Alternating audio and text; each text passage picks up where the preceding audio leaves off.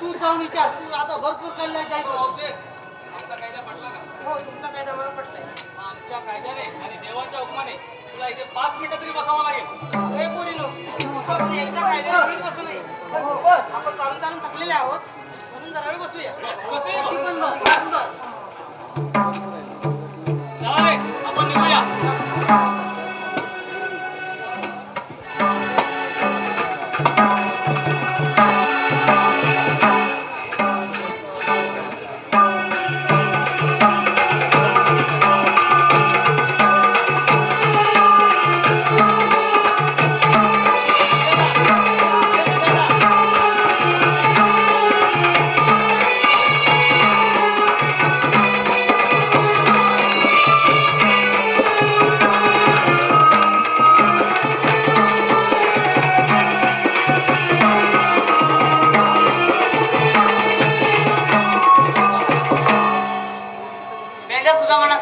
Concrete ठीक फार पाडे दिसत नाही डोळे तर कुशाल मथुरेच्या बाधे झालेत त्यांचा समाजात आपणच घेतला पाहिजे.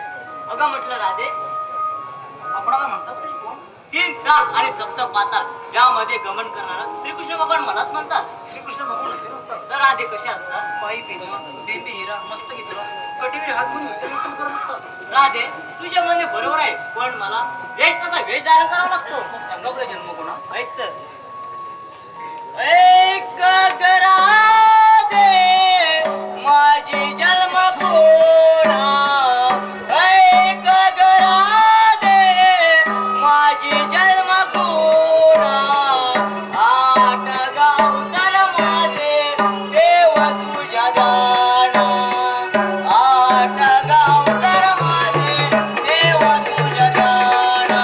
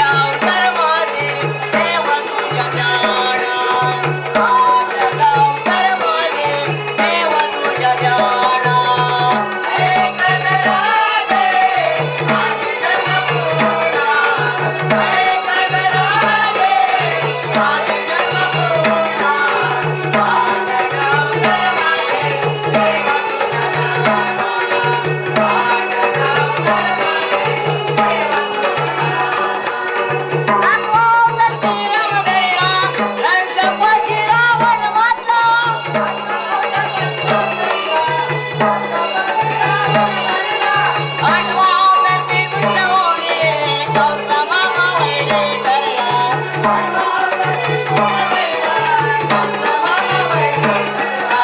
डॅडी रूप मागणारा लाडकराचे वाट गावकरमध्ये देव तुझ्या ध्यान वाट गावकरमध्ये देव तुझ्या ध्यान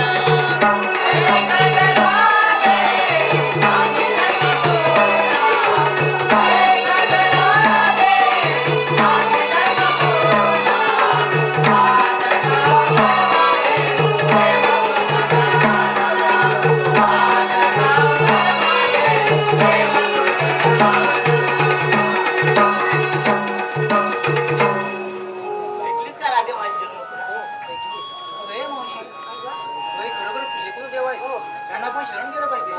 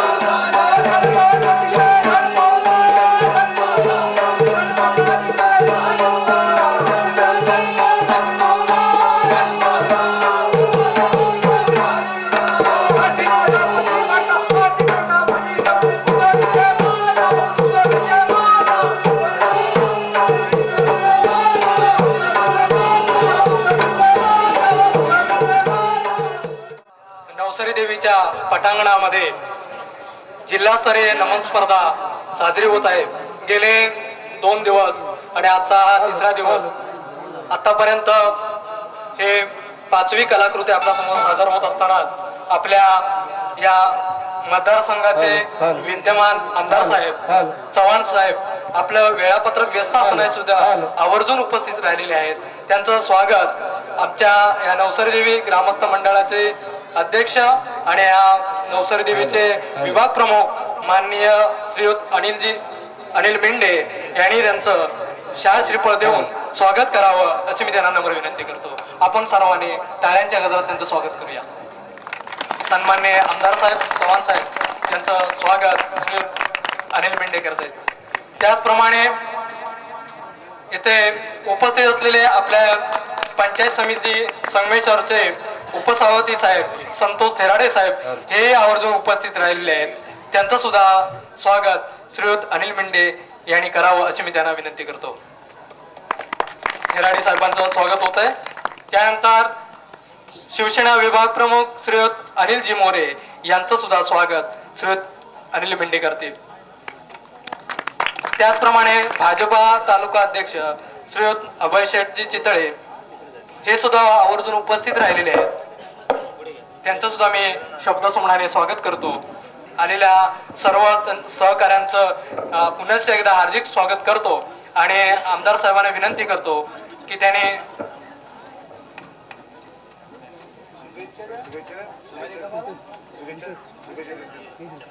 आमच्या या कलाकृतींना सर्व जागते रहो राजा भीमसेन, जागते रहो राजा काळू महाराजांचा सेवक दौंडी देत आहे हो. आज रात्रीचा उदय होतात हे राज्य सोडून जावे, नाही तर त्याचा परिणाम वाईट होईल, वाईट होईल. पारा होशार, पारा होशार.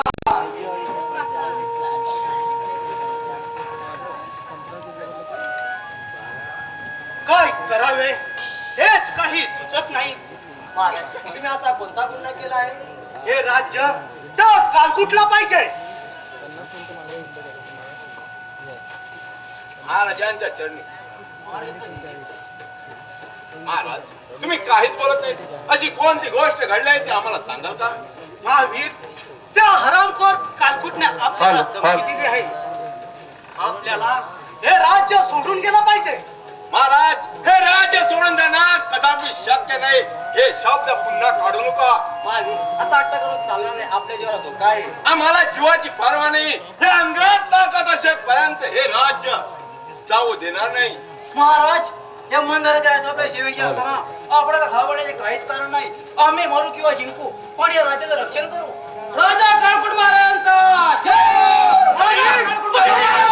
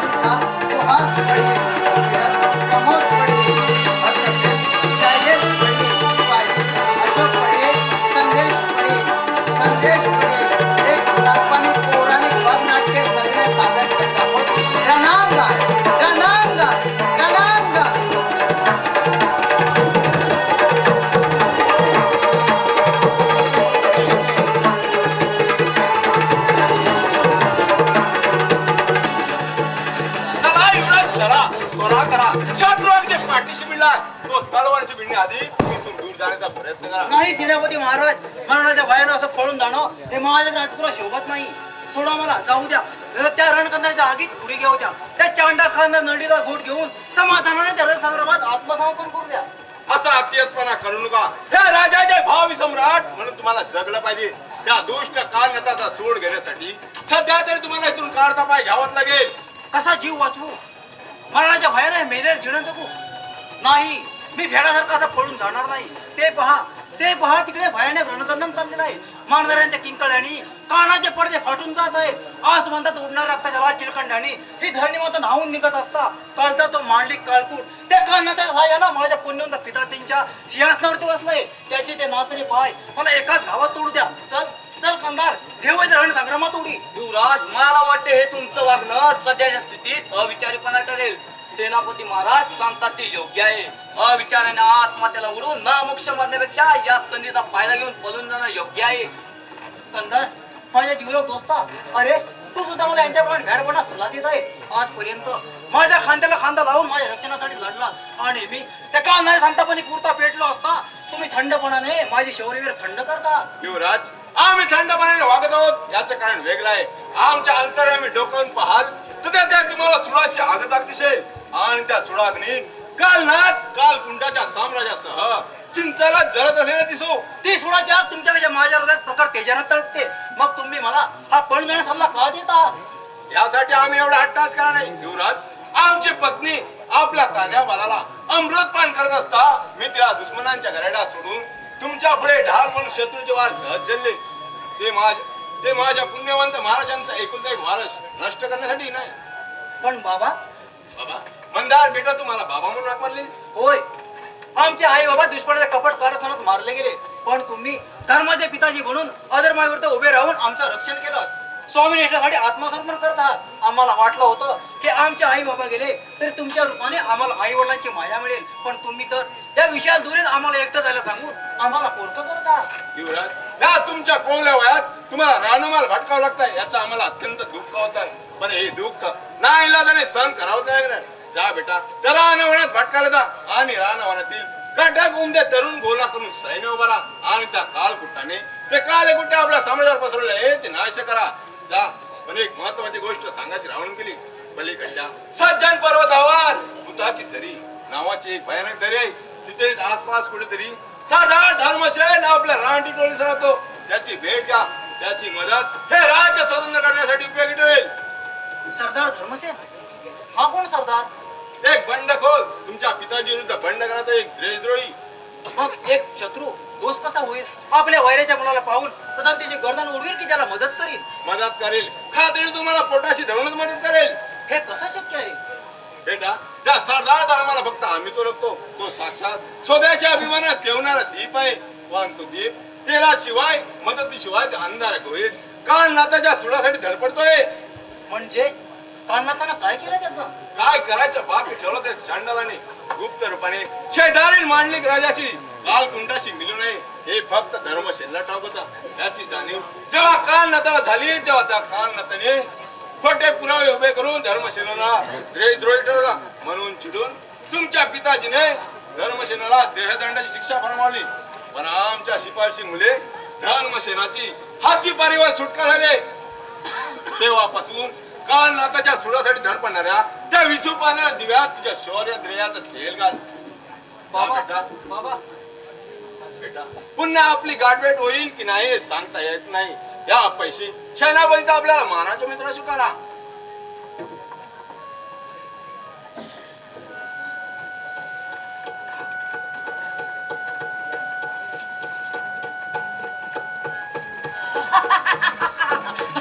विश्वासघाती कालनाता अपमानाने वेड्या झालेल्या सुडासाठी तलमणाऱ्या या वीरपूरच्या सर सेनापती समोरे नाही तुला राजे प्रभूच्या शौर्याने यमसदास पटवला तर सेनापतीच्या मागे महावीर नाव लावणार नाही. पकडे वीरपूरच्या बहादूर सेनापतीला. महावीर रणांगणाला पाठ लावून पळणारा महावीर. मूर्खासारखा असून नकोस. 101 तलवारचे वर्ण घेऊन शत्रूला दातीतून धरायला लावणारा हा महावीर रणांगणाला पाठ लावण्यासाठी जन्माला आलेला नाही. भेडासारखा का पळाला? आम्ही पळाला तो या वीरपूरच्या सम्राटाला घेऊनच.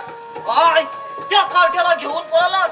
अरे त्याला शोधून त्याच्या बापाप्रमाणे त्याचा मस्तक सम्राट कालकुटच्या चरणावर ठेवणार होतो. पण माझा सारे तू धुळीस मिळवला सांग कुठे लपवलास त्या गाड्याला मूर्खा त्याला सोडण्यात उदाहरण तुला मरणाच्या वाटेला जावं लागेल. चूप ठेवड्या मला वाटतं परमेश्वरानं तुझं मरण माझ्या हातात संपवलंय कोणाचं मरण कोणाच्या हाते ते दोघात दोन हात करून वाटत रे. चल सांभाळ आपला